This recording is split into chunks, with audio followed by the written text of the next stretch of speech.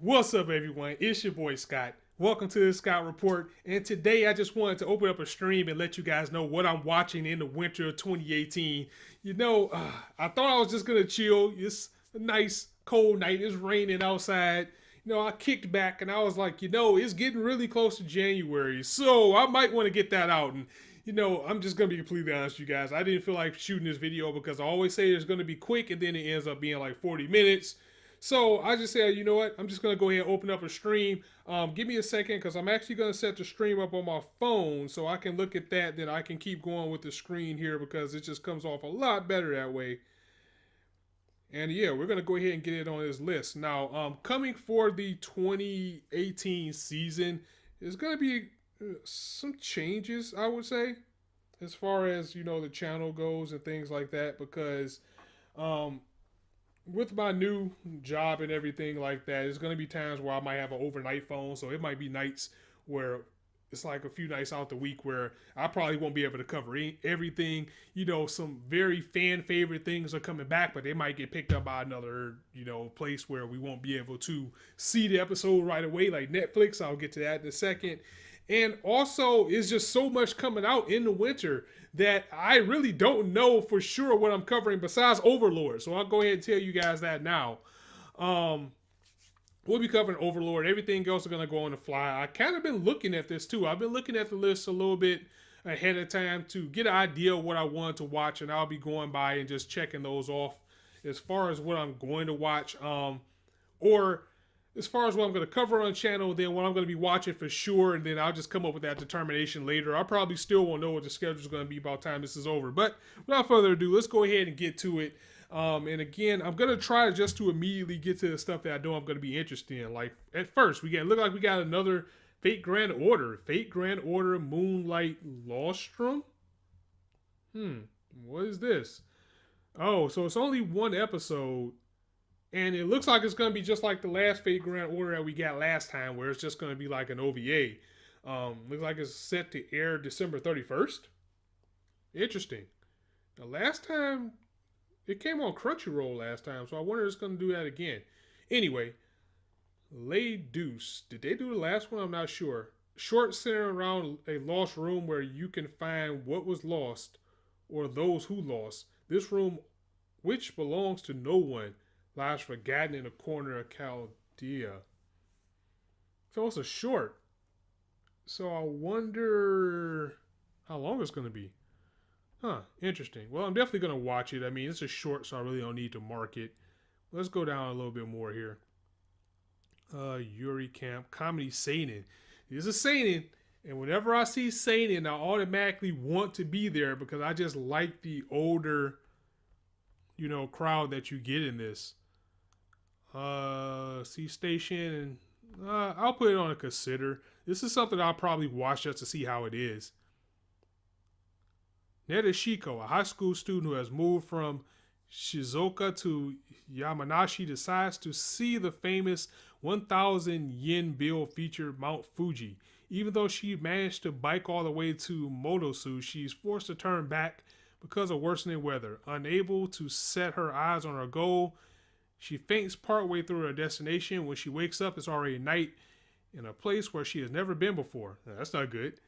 With no way of knowing how to get home, Nadeshiko is saved when she encounters Rin, a girl who is out camping by herself. Together, they gather around a crackling fire and warm themselves up. I thought this was a comedy. Absorbed with the quiet of their lakeside sport, as they slurp on curry noodles cooked on the open flame, the moment they're waiting for eventually comes. Look, Mount Fuji. The outdoorsy girl story begins with a first encounter with Nadeshiko and Ren. That's something I would probably watch just to see how it turns out. I'll give it a 3-episode test. Let's see. Toji no Miko, Studio Gokumi Action Fantasy. So that already seems interesting. And as you can see, this synopsis is really long. I don't know. I would have to see the first episode. I mean, I see a whole bunch of cute girls with some swords, and it's action, and it's fantasy. So it's probably going to be badass. January 5th. It looks like that's a Friday. You know, Friday always brings the hype. Not sure who's going to pick this up. There's an evil creature called Aratama that attack people, and a group of Miko has been exercising these creatures using swords since olden times.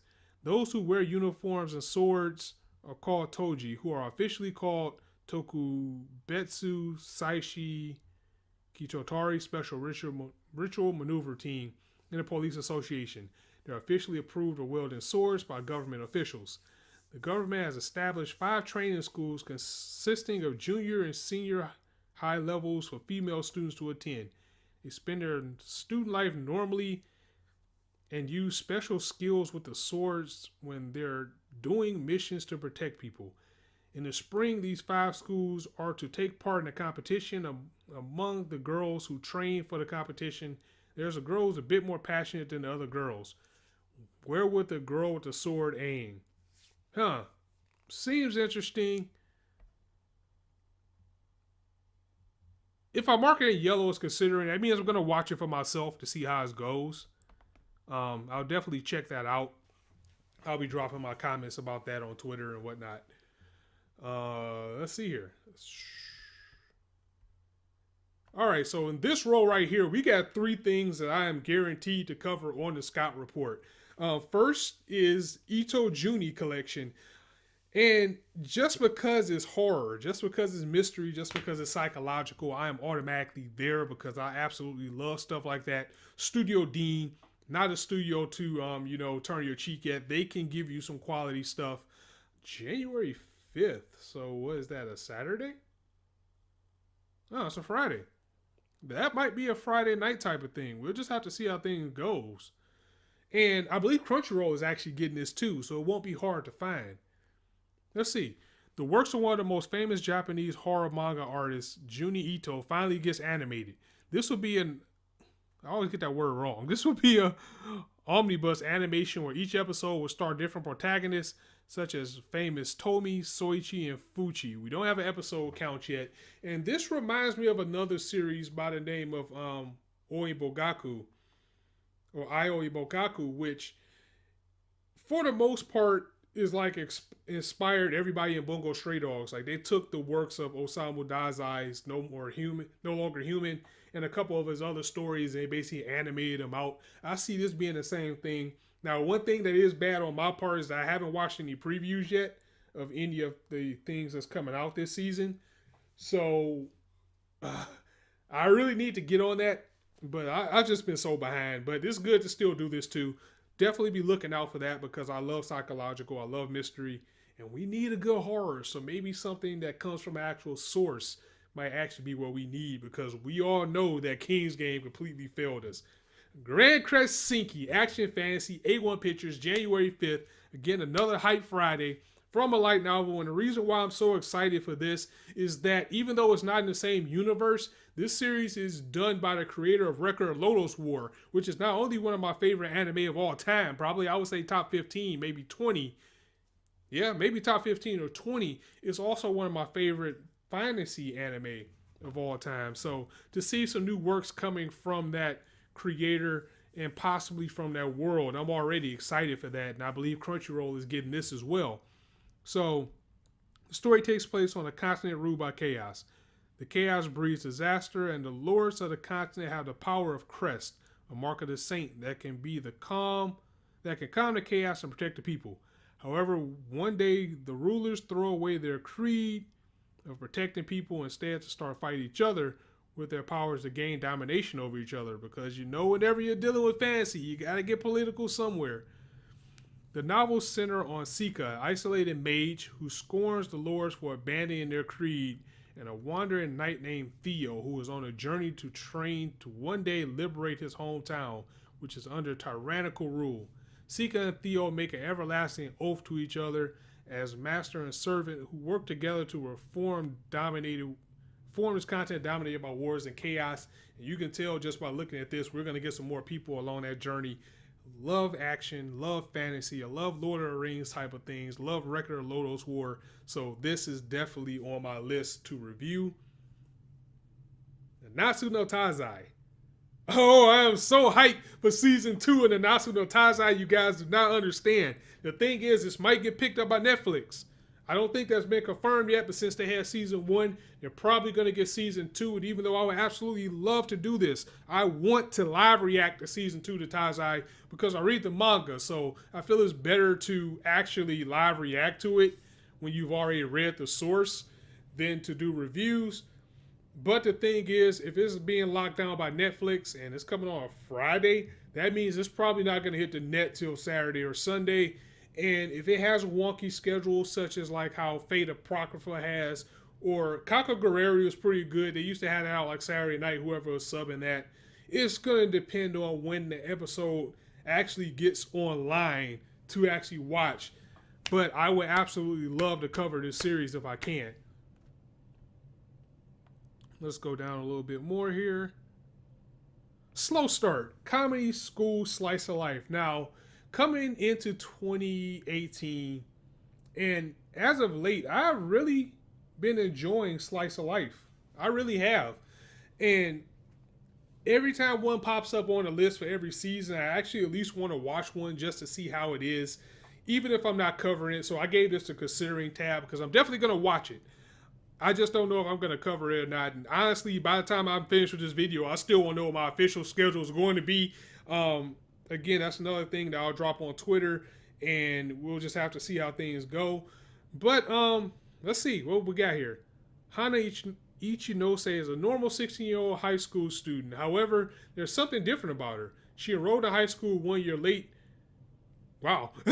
Her classmates are unaware of this, and Hana will have to work hard to catch up with everyone else. So this seems like it's going to be funny all together. You know, you got the classroom setting, you got a secret, and it already has a comedy tag. It has slice of life, so it's definitely going to be something to kick back and chill, and it's going to be on a Saturday. So yeah, I'm definitely going to watch it just because. Card Captor Sakura Clear Card Hen. Oh man, done by Madhouse Godhouse, coming on Saturday, and I'm actually excited about this. I'm not covering Card Captor Sakura, but I am going to be watching this because just this name alone and just this series alone takes me back to my childhood. This takes me back to like middle school, high school, those years when Card Captor Sakura was out. And it actually used to come on like WB, back when they used to actually show cartoons. So I used to watch it then, along with Batman and Superman Adventures, Yu-Gi-Oh! And all those things, when we kind of were in the big boom, or any time between 2000 and 2006 is dubbed the Toonami years. It's like anime was really big then. I mean, of course it's bigger now, but that was kind of the cusp. I know we had the 90s, with Ghost in the Shell and Akira and Ninja Scroll and things like that. But you couldn't escape anime in the early 2000s. I mean, either it was something that was on that you didn't know of, something like, Beyblade and things like that, or it was things that was blatantly anime, like for kids in their collection of anime, whether it was dubbed good or not. But you couldn't get away from it. Card Captor Sakura was one of those series that I used to enjoy. So I'm definitely going to watch it. And it's Madhouse, so they're at least going to go in with the animation and music and whatnot. Let's see what else we have here. Gakuen Babysitters. No. Wait a minute, is this actually a series about babysitters? I'm not gonna watch it, but that's pretty funny. Oh, we got another Token Ranbu. I wasn't really that impressed with the first Token Ranbu. Well, the Token Ranbu that came out over the summer. And this one looks like it's more like of a comedic tone, and it looked like the one before that was action. I guess they're different worlds. I'm not sure about Token Ranbu really. Coco! Geno Studios, something that I've been very excited for. This series is probably what I'm most excited for. And I kind of glanced through his list a few times earlier. I don't see Devilman Crybaby on the list, but I know that's actually coming to Netflix in the winter, at least it's supposed to. And before I get to Koku, whatever the hell it's called, I'm going to get this right, because I'm going to have to. I'm going to cover it. So, Kokoku. Okay, anyway. Devilman Crybaby, that's something else that I really want to cover, but by it being on Netflix, that means they're going to have all the episodes at once. So the only way I'm going to be able to cover it is to either like make a whole bunch of videos or just do a series review. But yeah, Devilman, I'll tell you guys, if you guys like gory shit, if you guys like action, you guys like going in, if you like Dead Man Wonderland, or if you like Dark Hero type of stories, definitely check out Devilman Crybaby. I'm telling you, it is going to be hype. Some of the stuff that I'm seeing is actually going to be adapted from the manga, so we get to, not to say the ones from older times were bad, but we just get to see it updated with that animation, because the people that's doing the animation for Devilman Crybaby were the people that did Ping Pong the animation. So take that and run with it. Kunzapa, how's it going? Thanks for joining me. So, Kokoku, drama, mystery, psychological, seinen. Yuri Yukawa lives with her neat father and brother, her retired grandfather, her sister, a single mother, and her young nephew. Damn, that's a big family. One day, her nephew and brother are kidnapped for ransom.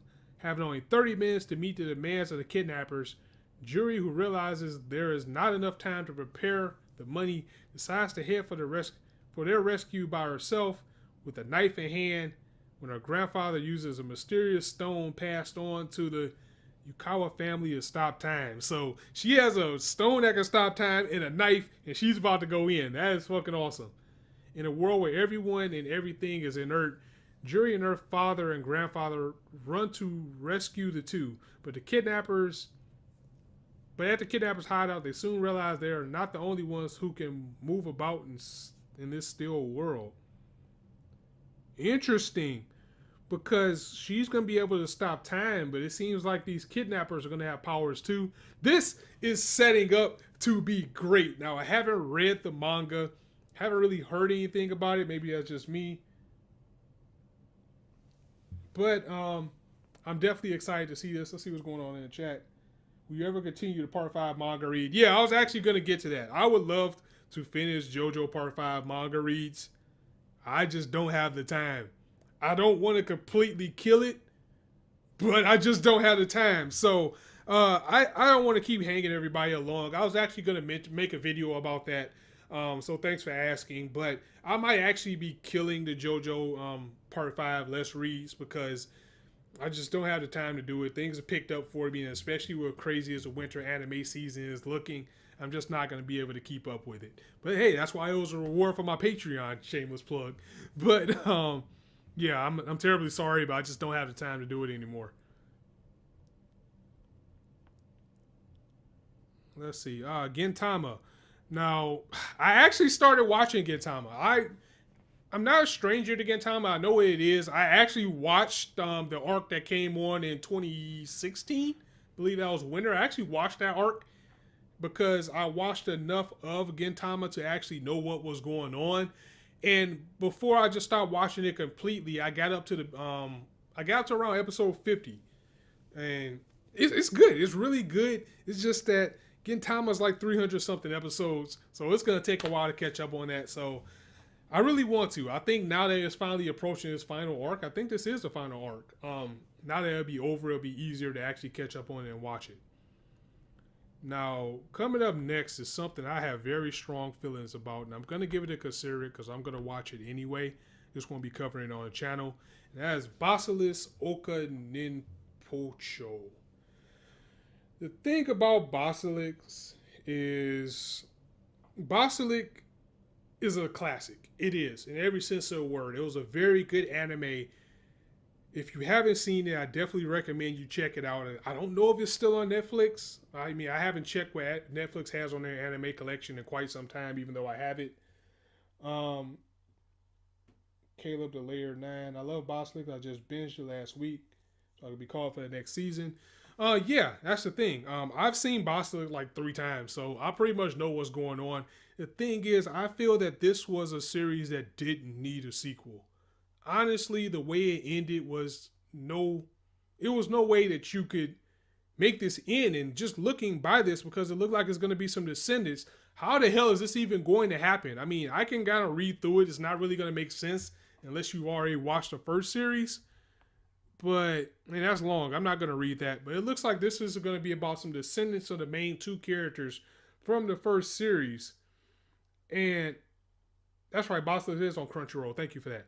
I just don't know how they're going to do it. But I'm definitely going to watch it because I'm a very big fan of the series. I absolutely loved it. Again, definitely check it out if you haven't already. If you're ready for some ninja action, if you want to see some early 2000s anime, which was in a class of its own because anime was kind of in a weird spot at that point where it was riding off of its popularity. So it was a lot of things that, you know, were kind of clones of each other, but at the same time, it was also kind of on a decline. So it was a lot of things that came out because anime was so flooded at the time that you couldn't really weed out what was good and what wasn't. And then there was some things that was hidden gems like this series, and it was one of the best historical and like anime samurai ninja type of thing that I've seen. So I'm definitely gonna watch this season. I'm just not gonna cover it on the channel. Yowamushi Petal Glory Line. Now, something that I don't talk about very much is Yowamushi Petal because I'm a sports head. If I told my favorite genres in anime is psychological, action, and then sport. Those are like my top 3 genres. And I actually caught up on Yowa Petal. I watched the series, I watched the movies even though they're recaps. And it's a very good series. It really doesn't get the credit it deserves. It's heavily overshadowed by Kuroko no Basket and Haikyuu, maybe even Free. I mean, this other sports anime that's out there right now is definitely overshadowing Yowa Petal, but it shouldn't be.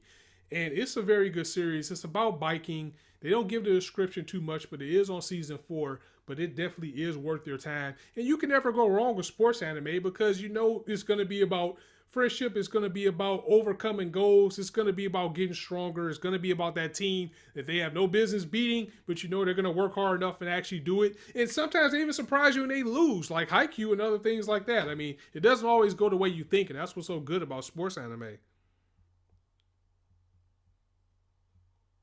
Zenoku, what's good? Thanks for joining me. Let's go down the line. Let's see what else we got.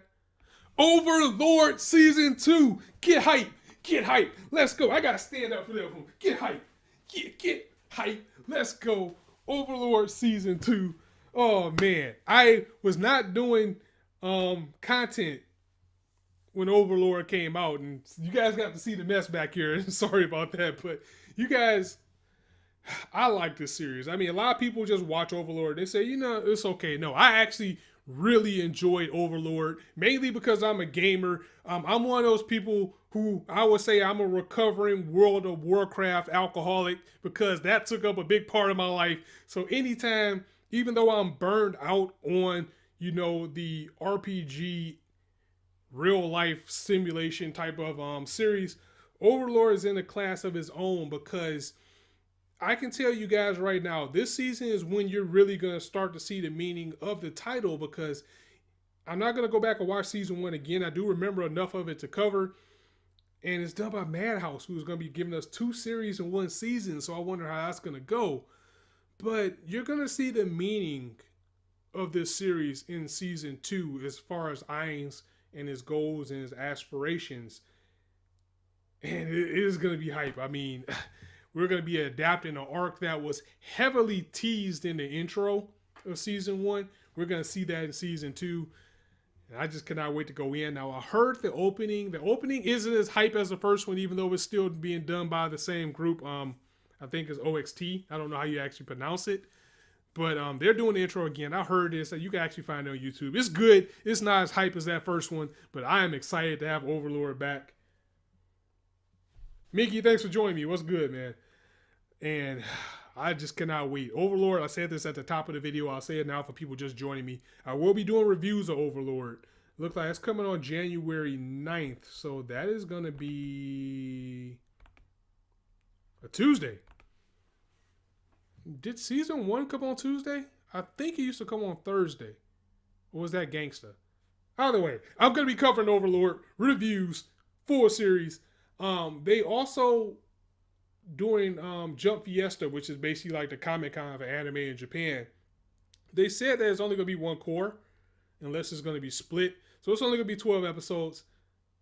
We're going to go ahead and get it in. So let's go with else on the list. Hitori no Shida, the Outcast 2. How the fuck did that get a sequel? That shit was horrible. You know, I really don't want to shit on these manhwa because the more of this shit that comes out from Howliners and Silverlink and places like that, will further get to the goal and dream that I'll actually see the Breaker animated, which probably isn't going to happen because everyone that comes out is bad. But I do not know how this got another season. How?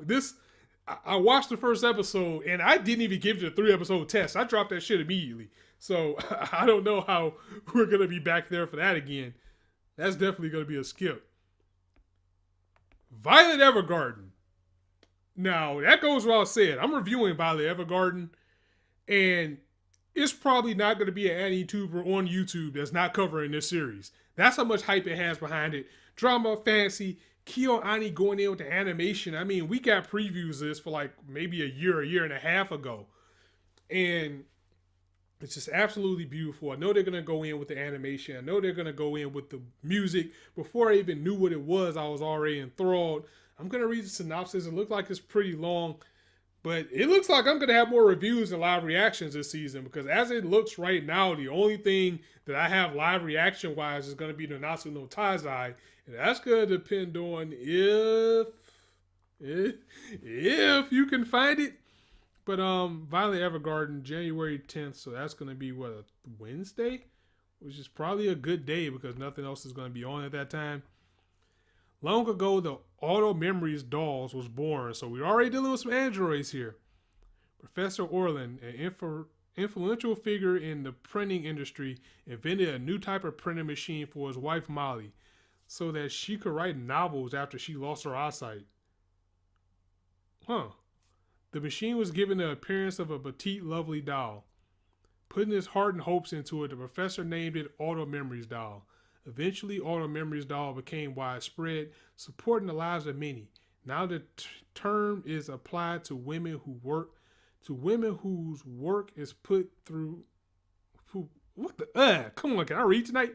Now the term is applied to women whose work is to put thoughts into words, either for those who cannot write or on behalf of others. The story is about a young girl, Violet Evergarden, and how she connects people's hearts as an Auto Memories doll living at the turning point of a generation. So we're just going to follow her around while she's making people's lives better. And this series, oh man, it just looks so beautiful. The music that we have for the trailers is beautiful.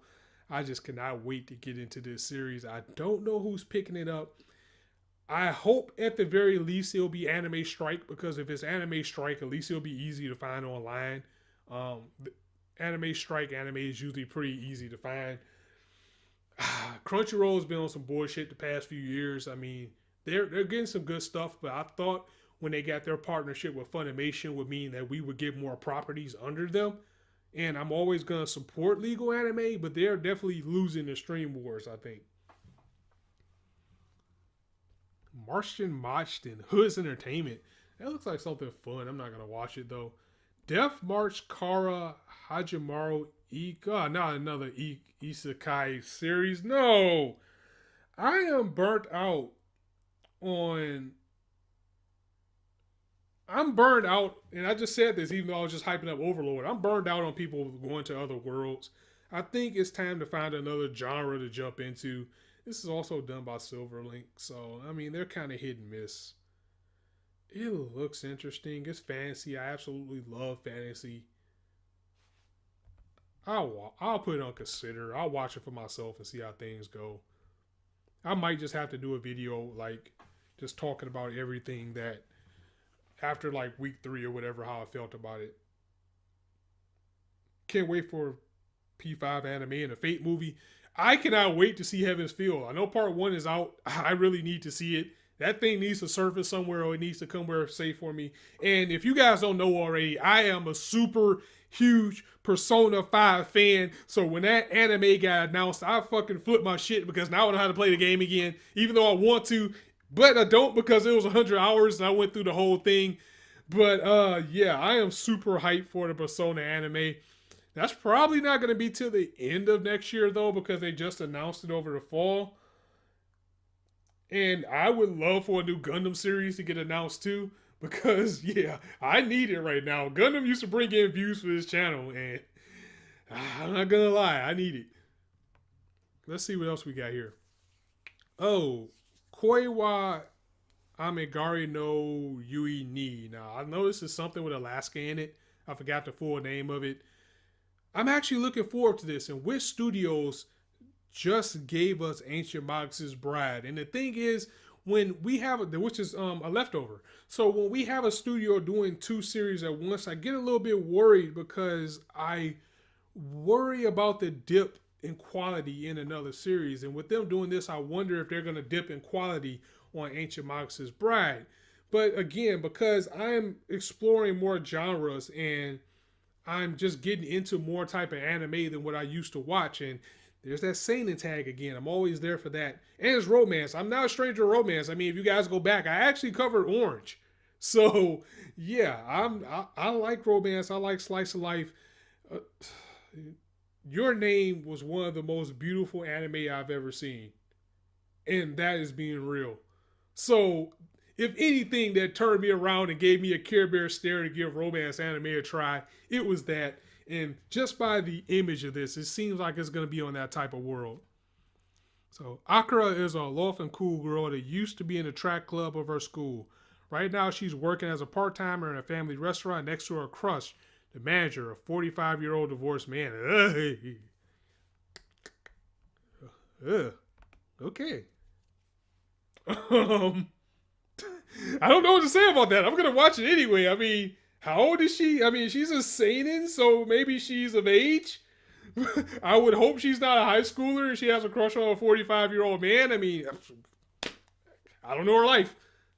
Anyway, yeah, I'm definitely going to be watching that. It seems good. Wish Studios always goes in, at the very least, with animation and music. So that's going to be a fun journey. You know, I actually want to review this. We'll have to see how it goes. Let's see what's going on in chat.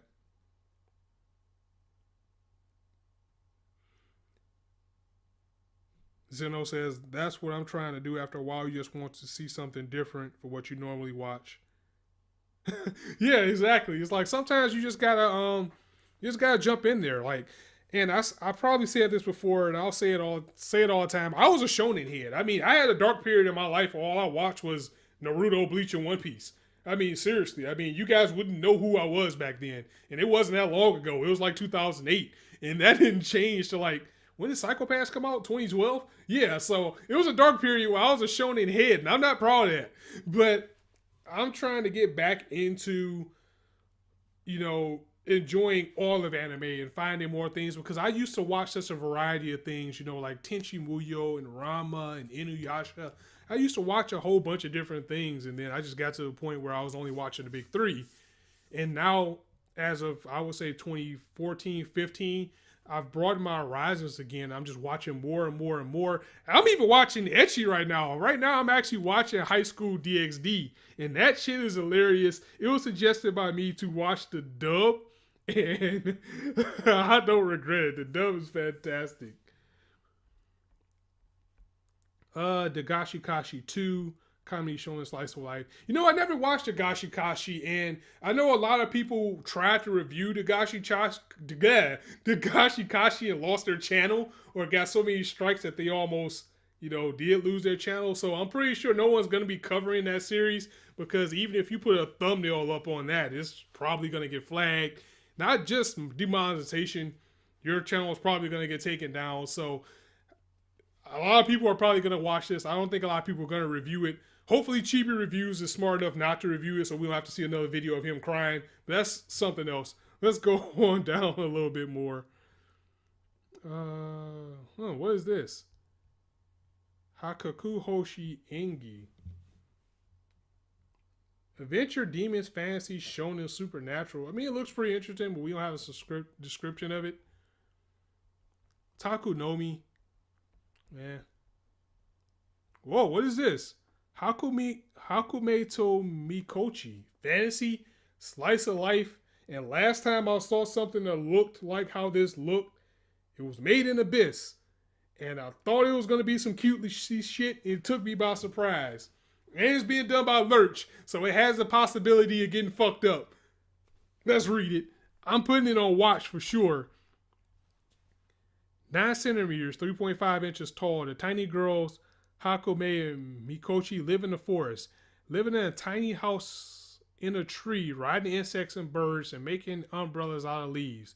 These tiny girls live a tiny life, follow their tiny but lovely lives as they live their day-to-day fantastic world in the fantastic world of tiny people and gods. Yeah, that's until like a cat or something tries to eat their ass. I just feel like something's gonna happen like that in this series. So I'm gonna watch it just to see how twisted it's gonna get. Because if it's still about Lurch, it is no way it's gonna be that cutesy.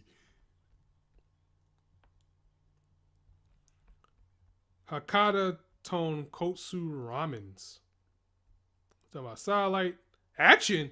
I might have an actual live reaction here. I like the art. Let's see what it's about. Crime reaches new heights in the seedy underworld of Fukuoka, a city home to very sinister professions. Among those who kill, torture, and seek revenge as a means of living, a so-called killer of professional killers is becoming more than just an urban legend. Private Detective Banda is on the case. When he uncovers a dark conspiracy, it may be the one curveball he can't hit. I like how this sounds. January 12th. That's Friday. Damn it. Why does everything come on Friday? All right. Yeah, that seems like it's going to be good as hell. So let's see what we're going to go with that. Definitely going to be watching it. Beatless is another series that I've heard a lot about, and I'm definitely going to be watching. This is actually something I want to review, but look, I'm running into a wall already because so much is coming on Friday. Because action, drama, romance, sci-fi, I love stories about androids, because when you have stories about cyborgs and particularly androids, because there is a difference between the two, it always gets to that, point where they start questioning life and philosophies, and it just always ends up being beautiful. And either it always gets to a point where they either can like snap and take over the world, or people hate and fear them and things like that. It just always ends up being a good story. So let's see what this is about. I believe in that smile, even if you don't have a soul. 2105 AD Japan. The humanoid android, is that Hai? It's probably Hai. Became part of people's life and was handling the things humans couldn't do. Already sound like some Blade Runner stuff. Endo Arado, unlike his friends Kenko and Ryo, who hate Hai, felt sympathy for Hai, which are supposed to be just objects. One night, Arato suddenly gets assaulted by mysterious falling cherry blossoms that make Hai machines run havoc. Oh, shit. Will the cornered Arato be saved by the mysterious Hai Laka? Okay, so basically, I kind of called this series before I even started looking at it. Some cherry blossoms are going to fall and cause these androids to go crazy, and then people are going to question should they trust them or not. And yeah, we're going to have your story for this one. I believe Guardian Delia is doing either the opening or ending for this too. So already know she's going to go in with the music. I haven't heard this studio, Dial Media. So if anybody knows what they've done before, let me know. I'll be interested in that. Killing Bites. Just like I was telling you guys, I was watching High School DxD, and your boy might be an ecchi man now. He might be a harem king, but I saw the description of this, and I'm going to read it. And we got an anime about a fucking honey badger. Can you believe that? But anyway, action, ecchi, horror, sci-fi, seinen. So there it goes. It's 3 things. Those last 3 automatically get me involved in this. So people have been created that are human-animal hybrids, and powerful businesses bet on the outcome of their duels. College student Moto Yuya's casual acquaintances asked him to drive them around to pick up girls one day. When he soon finds out means by force. Oh, yikes! The girl they kidnapped is an animal-human hybrid named Hitomi, who slaughters all of them except Yuya. Hitomi is a honey badger, which has been called the most fearless of all animals. Now he told me he's assigned to stay with Yuya for his protection. Yeah. Honey badgers are notoriously known for being the most savage animal out there. I'm pretty sure you can still find it on YouTube with the guy doing narration of honey badgers just fucking up bears and snakes and all types of things. Like, oh, it's a honey badger. Honey badger doesn't give a shit. And now we got an anime about a honey badger that's gonna be going crazy and it's ecchi, so it's gonna get wild. I'm definitely on board for this one.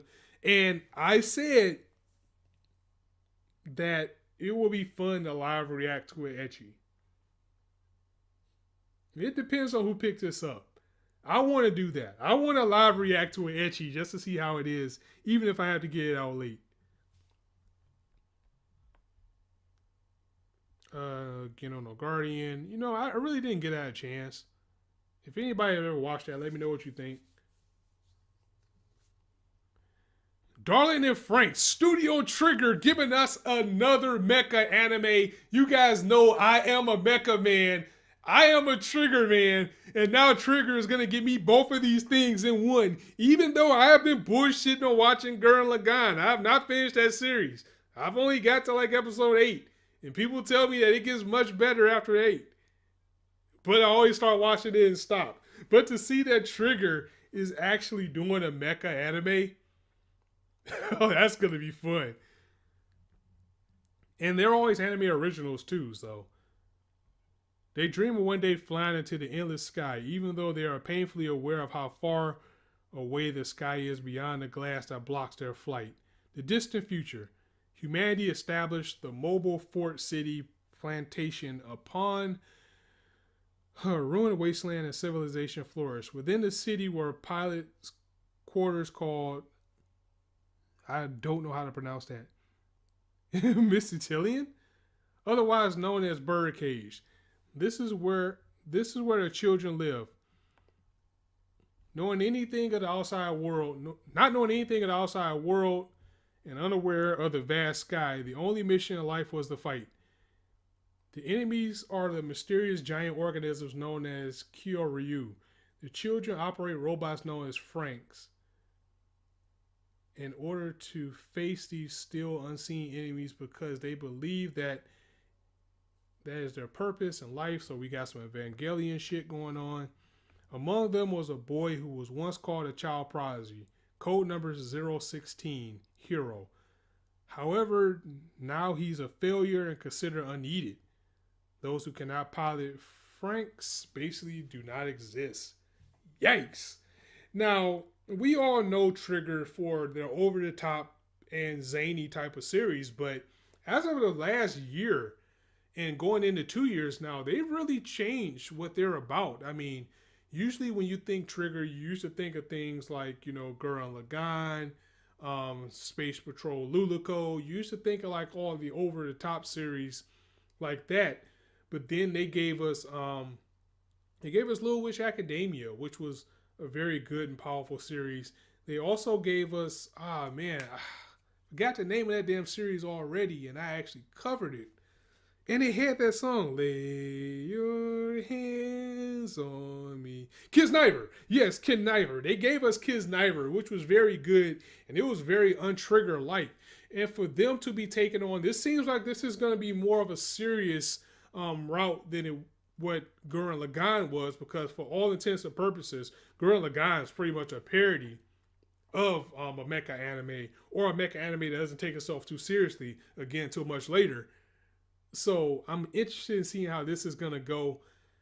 What I'm afraid of is just like Little Witch Academia, it might get picked up by Netflix. And that's going to ruin everything.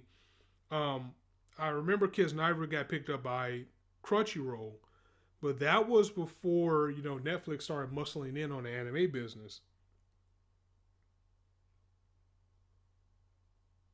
You have to finish Gurren Lagann. That's one of my personal top animes ever. Everybody says that. Everybody says Gurren Lagann is among like their top. People have Gurren Lagann like in their top 5. And it's not like I didn't enjoy it. It's just for some reason whenever I tried to watch it, I just zone out and I never go back to it. Maybe I need to watch it dubbed.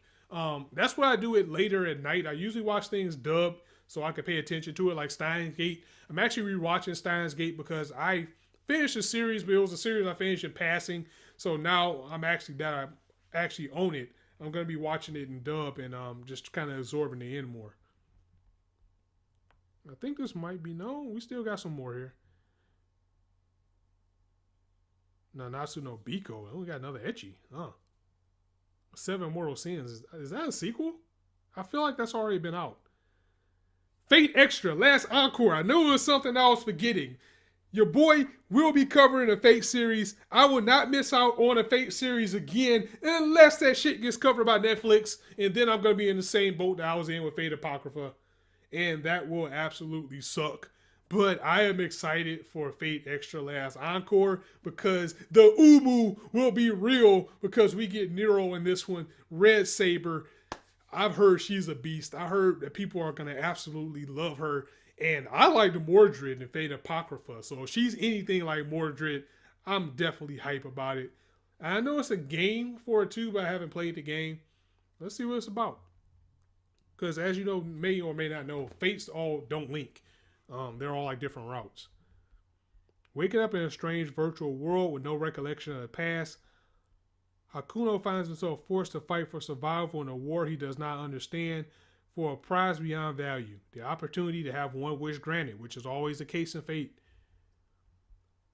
With only an enigmatic servant by his side, Hakuno Kishinami will have to face both friends and foes and battles to the death in order to not only gain possession of a mysterious object known as the Holy Grail, which again is in every Fate, but also to find an answer to the most important question of all: who am I? So it looks like it's still business as usual as far as the general premise of a Fate Stay Night series, except this time, we got the protagonist who will once again have Saber as his main servant.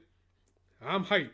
And Shaft, a lot of people just automatically expect Fate to be done by Ufotable, but look at the magic that A1 has actually did with Fate Apocrypha. And now Shaft, which is another good studio, is actually taking on Last Encore. It's going to be interesting to see how that does. Three Gatsu no Lion, second season. That's a leftover.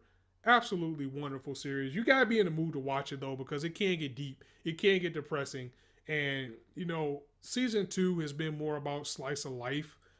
It's slice of life overall, but it's less of the shogi in this season than it is shogi in this season than it is with the rest of them. But if you haven't checked that series out, definitely look at it. It looks like we're getting to the end here. Black Clover, no, not watching Black Clover. I will give the dub a try because I heard Asta isn't as annoying, because this fucker literally screamed the first episode and I never gave it a chance. But people are on the fence about Black Clover. I'm not going to promise I'm ever going to watch it, but I will give it a chance to see how it goes, because sometimes you just want to shut your mind off and just watch a shonen.